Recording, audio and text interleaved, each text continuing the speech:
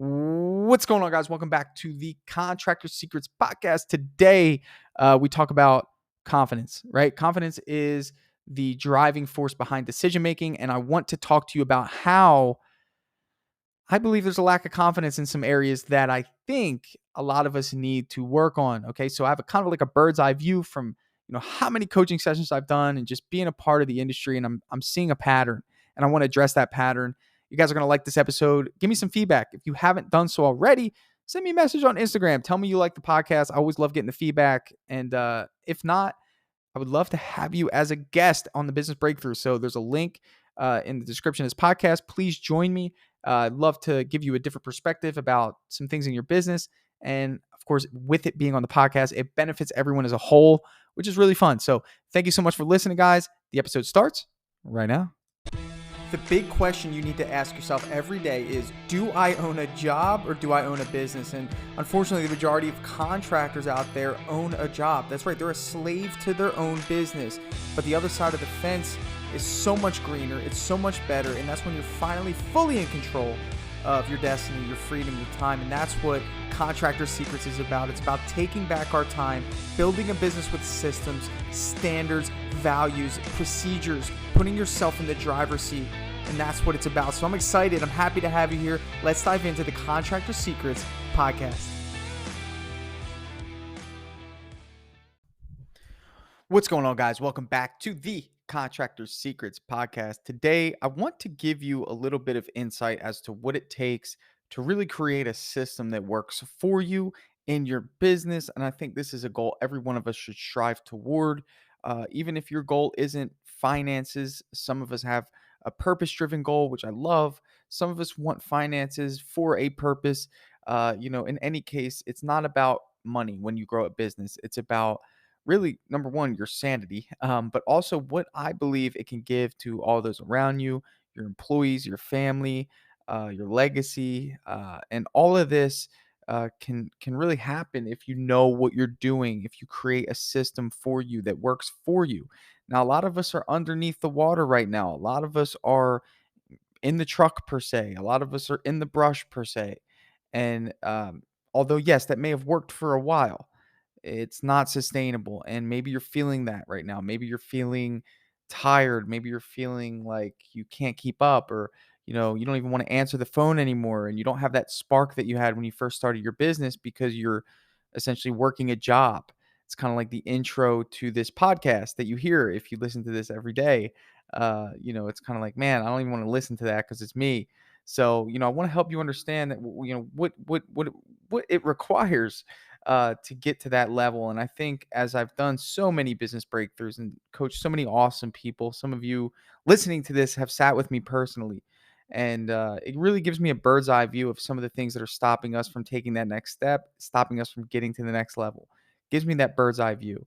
And if I had to narrow down what that bird's eye view is, really, I think it's just confidence.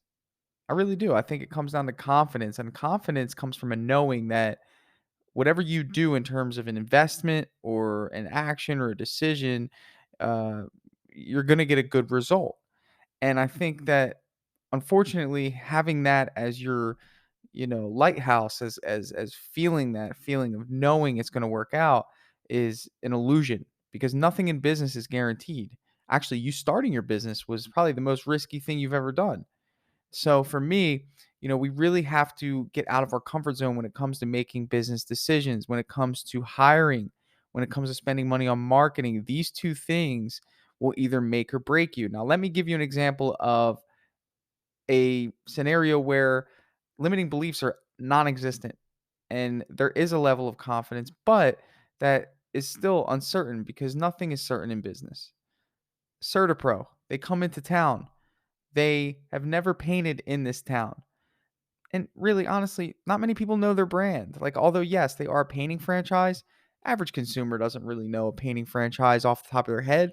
And by that, I mean, not like the way they know Walmart or Apple, or any of the big brands. So it's not like they come in with like brand authority. Like if somebody's putting a new Starbucks in a town, people are going to flock there. So CertaPro has to earn their stripes. Okay. They're starting fresh. No one knows who they are.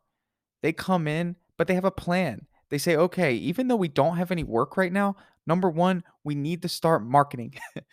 So if a franchisee buys that franchise for this town, they're going to have a set plan. They're going to say, hey, you need to start marketing day one. And yes, you might not have any subcontractors lined up. You might not have a network of trusted people helping you, but that is okay. We need the work first. Let's that w- Having the work is what's going to push us to have the diligence to get those subcontractors. It has to be done at the same time. And I think a lot of us are so apprehensive to put out our money because we don't have the confidence that the results are going to come. But there is a testing phase that gives you data, whether that data is written down or it's just an experience that should be giving you confidence. But some of us are so scared, right? I had a business breakthrough the other day with Tanner Tenorio, and I've sat with him 3 times. Great guy. He is working currently. I think he works 30 to 40 hours a week. So let's say he's making $1,000 a week at his current job. When we discuss what he should be spending on marketing, his first response is $500 a month. Now, to an employee who's making $1,000 a week, that is a fair amount because he's saying, well, I don't want to give up half of my week to marketing when I don't have the confidence to know that I'm going to get it back. And I would say, well, that's the employee mentality, Tanner. It's the business owner mentality that you need to adopt because you do own a business. So you have to shift gears in the way that you see money, in the way that you take risks, in the way that you make decisions. So then you switch gears. And now I say, hey, as the business owner, you need to be spending $1,500 minimum on marketing because as a business owner starting up a business, you need to be investing, putting money back into the business, putting money back into business. Why? Number one, it's a push. And the push will be if I spend this much on marketing, I better get good at sales and I better get good at hiring. Because let's say I get good at sales, well, that's going to create a demand, a little bit of pressure on my production side that I need to fill. We don't want to have leads and not be able to fulfill the needs of those leads. And that means that your production is lacking, right? So, what does that do when we just say, you know what, I'm going all in, I'm going to spend this money on marketing? Boom. Well, what does that do? Again, creates pressure. But second, gives you experience, gives you data, gives you reference points, gives you confidence. Okay. So, that's why we do it. Okay. Spend the money, get the confidence that, okay, hey, I spent it in this avenue. Hey, I only sold 3 jobs. Why did I only sell 3 jobs? Well, I didn't do a good job following up. Hey, I heard Tanner has Dripjobs. Maybe I should adopt that. Hello, let me get a good software in place to help me do that. Okay. Second would be, well, maybe I'm just a little lazy. Maybe I don't take it as serious as I should. Maybe I don't respond right away, or maybe I don't pick up the phone and call. You got to get these disciplines in place. You got to build this muscle when you're buying leads, when you start marketing. And I think that doing this is a reference point. Now, you might say, well, I don't need to market. Well, then, I really hope that you're happy with where you are because growing companies in the painting business, flooring business, roofing business, they need to market in order to fulfill the demands on their production side. If I didn't market, I'm 5 years in. Yes, we get word of mouth. Okay. And if I didn't market early on in my business, we wouldn't be where we are today. There's no way I could just rely on word of mouth to sustain $1 million painting company who is only at that time was 3 to 4 years old. There's just no way. I looked at the numbers and I wouldn't want it to. It's very passive. Word of mouth you guys hear me say this in the coaching sessions. Word of mouth is very passive. It doesn't give you authority. It doesn't allow you to niche down. It doesn't allow you to do these things. So marketing has more benefits than just getting you leads. It allows you to put out ads that attract people for the certain jobs that you want.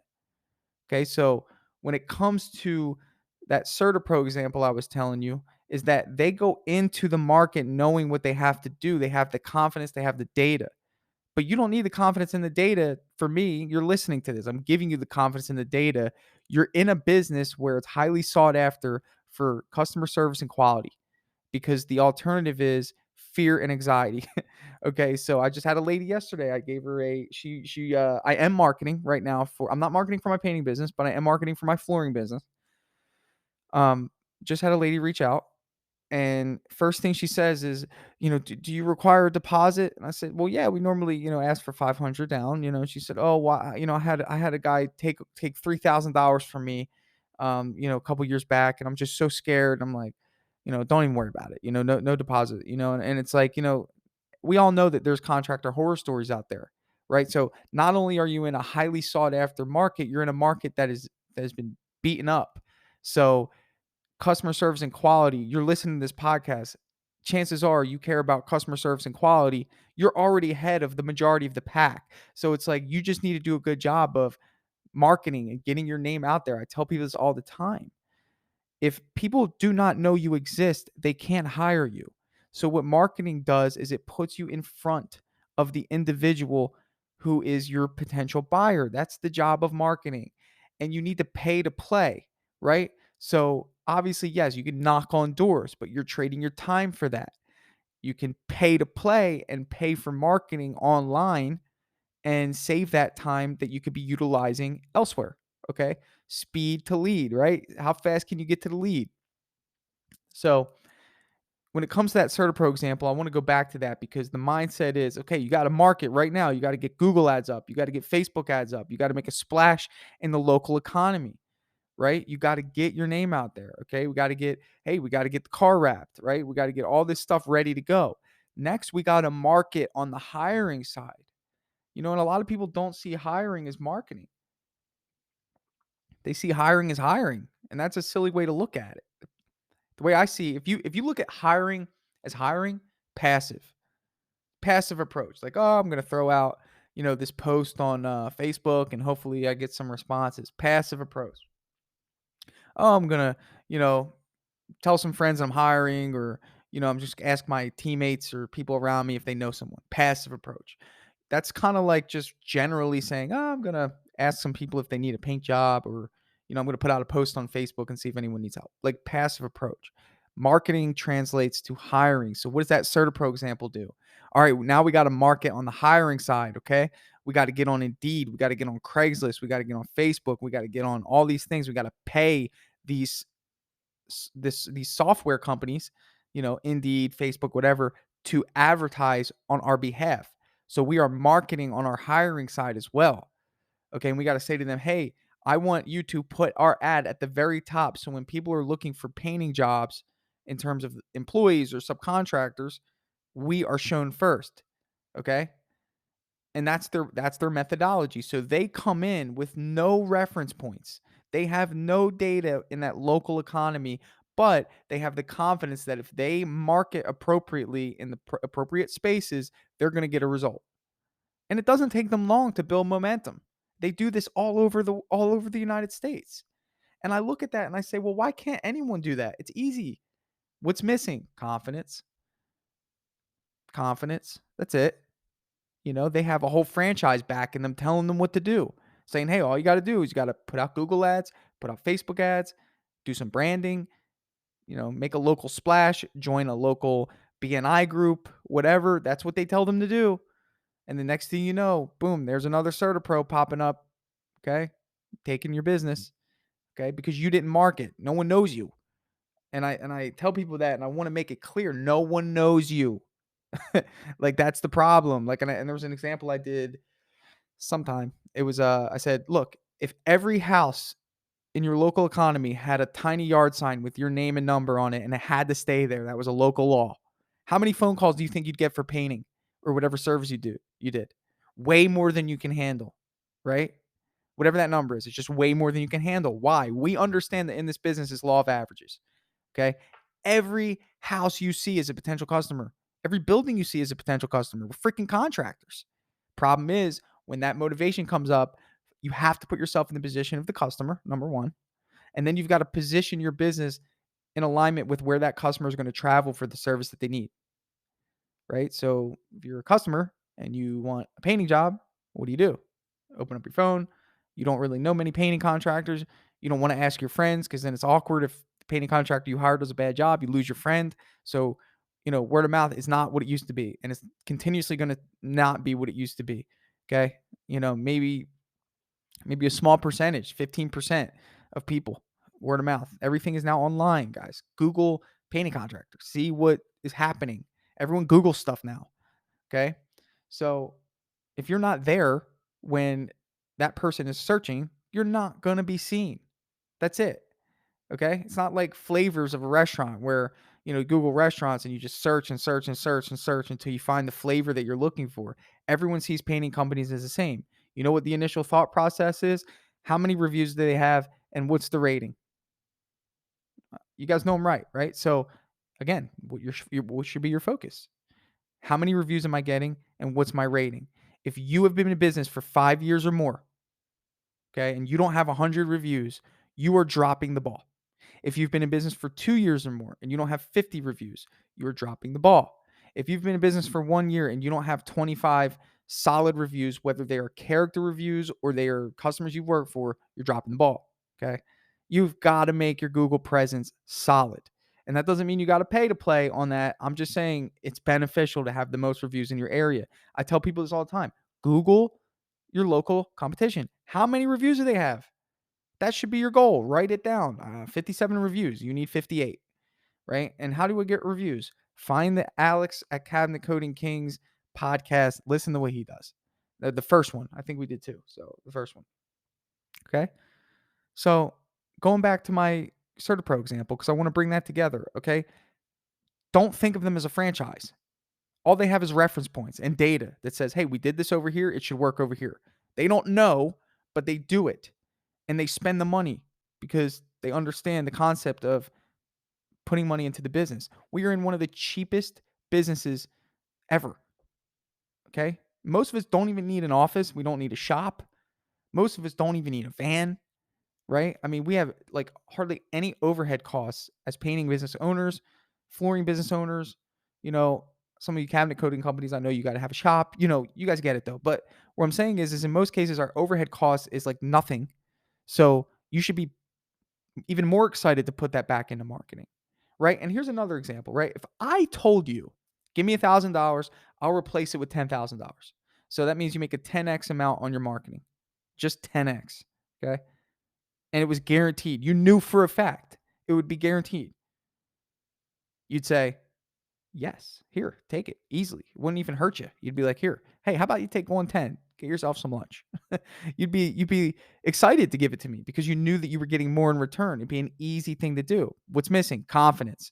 Because in marketing, in most cases, you put $1,000 in, let's say you get 10 solid appointments from $1,000. I mean, if your closing ratio is 20%, which means you really got to either make people mad, not show up, or just simply just like, be disrespectful in their house, there's a good chance that you're going to sell anywhere between $4,000 and $10,000 if you are niching down, doing full house repaints, so on and so forth. Okay. Just giving broad examples here, right? I mean, that's just at a 20%. Let's say you sell 4 of the jobs and those 4 jobs come out to $3,000 each, you're at 12 grand. You know what I'm saying? You only spend $1,000 on the marketing side, but a lot of us are too worried about making sure that, we're like profiting every dollar. Don't worry about it. In the first year of your business, those of you who are just starting your business, like, do not worry about that. There's no reason to. There's no reason to at all. Like, you're learning. I have a good friend, Nick. He worked for me. Now he owns his own painting business. Now I sub to him every now and again. He does his own thing though, but it's cool. He's my buddy. And investing back in his business, hire 2 guys, understands that, like, initially when he first started, like, he was making all the coin, and obviously he saw how I did business, and he understand the concept, like, yo, I gotta pay for my time back. I called him the other day. I'm like, hey, what are you doing? He's like, oh, I'm getting a haircut. Oh, I'm like, oh, you're not working today? He's like, no, I got the guys taking care of it. And I'm like, oh man, nice, dude. Good job. Like, you understand the concept of your time is most valuable asset. You've created a business that creates opportunity. You deserve your time. You take all the risk, but you've got to put things in place to allow that to happen. So when I tell you guys the example of CertaPro, I'm doing that to show you. Take away the franchise portion of it.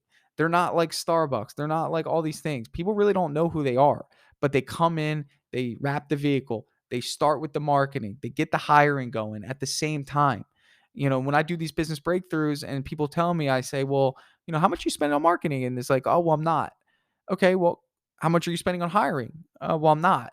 Okay, well, there's your problem, unless you knock on everyone's door for not only wanting them to hire you for jobs, but asking if they have anyone in the house that would like a job to actually work for you, then you need to be doing this. This is kind of like one of those things. It's like like cost of admission to own a solid business is you got to pay for this stuff, right? And I think it's surprising to me, how even after I talk to some people, do the breakthroughs, it's like, they're so worried about giving up the money. And it's like, all that money isn't yours when you make money. Even though it is yours and you have possession of it, that doesn't necessarily mean it's yours. You've got to be a steward. You've got to be a master of allocating resources the right way, as a business would, not as the person would, not as the old employee would.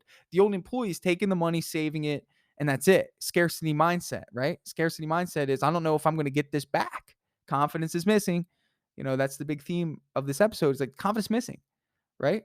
You've got to be a steward. You got to understand that, like, when I make money, I have to allocate it appropriately. I got to, okay, wait a minute. How much did I make here? I got to learn how to job cost. If you're not job costing as a business owner, I mean, what are you doing? We're in a business where job costing is, we have the ability to job cost. If you would like my job costing sheet, I have so many people that message me for it. So please reach out. I'll give it to you for free. And it has a little tutorial on there, my gift to you. You can job cost, right? And you can get in the habit of like understanding your own business, like understanding your own numbers. It's hard to job cost a restaurant, right? We use, the same pallet of chicken for 20 meals. Like, how do we even identify, the cost per customer? Like, it's hard. But in our industry, like, I can allocate paint to a certain job and say, oh, okay, well, here's my margin, right? I can allocate labor to a certain job. Okay, well, here's my labor margin, right? But when we job cost, we have to understand how much did we actually make, right? And if we don't know how much we actually make on a job, we don't know how much we can keep and how much we can allocate. For example, you might sell a $5,000 job, and if you're not job costing it mentally, you might say, well, I made about 3,500 bucks, right? And it's like, well, maybe you didn't make 3,500 bucks. Maybe you only made $2,000, right? And it's like, okay, well, from that $2,000, how much am I going to allocate to marketing to make sure that I make more? How much am I going to allocate to hiring to make sure that I make more? How much am I going to allocate to new branding so I can make more? And it's like, you've got to be resourceful in those areas. And it's like, well, Tanner, I don't really understand where to market. I don't understand, how to follow up with leads. I don't understand, you know, really these areas of business. And I would say, well, good. That means that you need to do it and get your own reference points. So the next time you know what's good and what's not. So for me, when I first started, I used Home Advisor. And yes, it made me mad that people did not answer the freaking phone. So I created a system to combat that. So what I did was is I created an autoresponder text message and I plugged it in on the back end and I did all these crazy things to make my personal flow better of how I serve these people. And I got better and better and better at it. The first time I used Home Advisor, I did exactly what many people do to this day when they get new leads. Okay. And again, just using Home Advisor as an example. I know when I say that, a lot of people wince. Like, Tanner, please, I like your podcast. Stop talking about this company. And I'm just saying, like, this is my reference points of leads, though. Like, it's just leads. I don't care if it, again, I don't care if it's Home Advisor, Amazon. I don't care if it's Costco sending me leads. It doesn't matter. These are people that want jobs done. That's all I care about. I don't care the brand selling it to me. But when I was doing it, I did a lot of what people do today. Call them once, they didn't answer. I'm busy. I'm working. I'm painting. Call again later after lunch. No answer. Send a quick text message. No answer. Well, what do I do? At that point, like, what? I mean, there's nothing else I can do. They clearly don't want the job.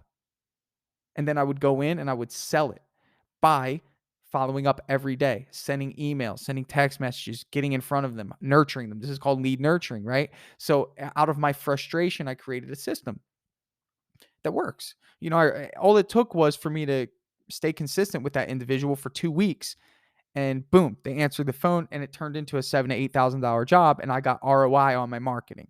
Right. So it's like you've got to learn this process, like, of marketing and spending money and ensuring that you get an ROI, ensuring that You can project outcomes, especially when it comes to hiring. Like, hiring requires a lot of confidence in your own processes. Hiring requires you to feel that you can keep that individual busy. And even me at this stage of my business, I say this a lot. Every hire gives me that feeling of uncertainty that I have to barrel through. Like, am I going to keep this guy busy? Am I going to be able to afford this guy? But I want this guy. He's awesome. Like, I don't want to lose him. So it's one of those things. Sometimes these things will force you to grow. All it's going to take is for an A+ player to agree to work with you, for you to kick up, elevate the brand, elevate the business, because you want that person to love working there. So again, guys, wrapping this up, it comes down to your confidence. Confidence is built through experience. Okay. And if you don't first experience with the idea, you know what, I might lose some money here, I might not do this correctly, I might have to go through this, then that's a good investment, whether you get a financial return or an experience return. What are they saying now? Core memory? Is that the thing everyone's saying? I don't know. Maybe you'll get a core memory of what not to do. So when it comes time to do it, you can avoid that and make a better decision in the future. Business owners, the most successful ones, are the most resourceful. However, I want to put an asterisk there. They're the ones that know how to allocate the resources in the most effective way. And you can only learn that through experience. You can't tell someone, hey, you should invest money, if they've never invested money. Like, you have to go through that, right? Like, so here's the thing. Last point. When it comes to hiring and marketing, I want you to know this before you go, right? Hopefully, I just charged you up. Hopefully, you're ready to do it. I got to give you something. Can't just like go about your day after hearing this, because if you do that, then guess what? Nothing's going to happen. You're going to go back and you're just going to do what you're doing, right? So if this hit you, this podcast, right? Number one, you got to market. So you got to find a marketer to do it for you, or you got to sign up and get a company online like Angie or Thumbtack or any of these companies to do it, or you learn Google ads and do it yourself, or you learn Facebook ads and do it yourself. Totally fine. All I care about is you get the practice, right? Okay. I have a free guide, actually. It's called FBM, like Facebook marketing, like FBMleadmachine.com. So if you go there, you can get a free guide, actually, to teach you how to do Facebook ads, how to boost your post the right way. Now, there's a difference between boosting and doing ads on the back end. I get that, but at least get your feet wet, right? Help you start thinking in this direction. From there, okay, got to get that going. Got to get some sort of paid marketing going at all times. You should always have an ad out. Always. Never stop. Okay. And you might not get results in the first 5 to 7 days. Don't worry about it. Just keep going. Okay. Law of averages. Remember, people will see it. They might need to see it a few times before they act on it. Okay. So, second step, hiring. I talked to you guys about this a lot. You heard me say it in the breakthroughs. Get on Indeed, create the ad. Okay, I got a hiring course. If anybody listening to this wants it, I'll give it to you for free. Hiring course. Here's the thing. Spend money on hiring. If I told you, hey, if you give me $300, I'll get you 10 qualified applicants. You probably have to do 5 in-person interviews. You'll make one really phenomenal hire for $300. Would you say yes? Yes. What's $300 over the course of a month? $10 a day. So you're telling me if you put out $10 a day on Indeed, you're going to get 20 good applicants. Absolutely. Yes. Law of averages. Guys, you're in an industry that and again, this comes down to like your production, what you actually do. But generally, if you do general painting or you do installation, even roofing, even granite installation, as long as you make it clear to the market that you're willing to train, teach, you're willing to, and you as a business owner, you're willing to narrow down what you do, you're going to have a large market of people that want to work for you. Um, you know, Maybe even people that went to college and are like, yeah, this isn't working out, and they want to learn a trade. Like, you have such an opportunity to train. I mean, the opportunity is endless in this industry. So I hope you got something out of this, guys. I hope it charged you up. I hope you take advantage of what I'm saying. In order to get confidence, you got to go through the experience. Confidence is what's stopping you from making the move, spending the money. Maybe you have the employee mindset. You need the investor and business mindset about it. Remember that if you don't get the financial return, you're going to get a core memory, right? Core memory of what not to do, what to do, an experience that's going to stick in there to help you make a better decision in the future. At this time, I'm so good at hiring, not because I practice hiring, but because I made bad hiring decisions. In the same way, I'm so good at marketing, not because of the quality of my marketing, but because I made bad marketing decisions, and that's how it worked, right?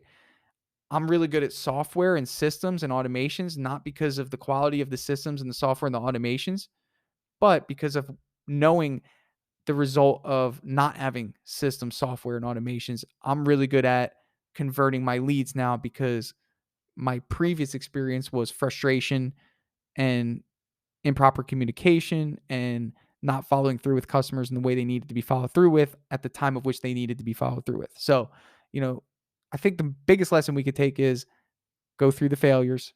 Don't worry about the money. You're in a market where there's endless work. You just got to be in a position to be found.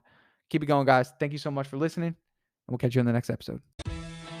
Dripjobs CRM is finally here. That's right. So, Dripjobs is an automation platform for contractors, home service professionals that's going to automatically follow up with your customers. It's going to allow you to send invoices, estimates. It's going to allow you to send out blast marketing emails to individuals based on where they are in the buying process. This software is next level. And I'm reaching out to you. You're a listener of this podcast, and I want you to be one of the first ones to give it a shot.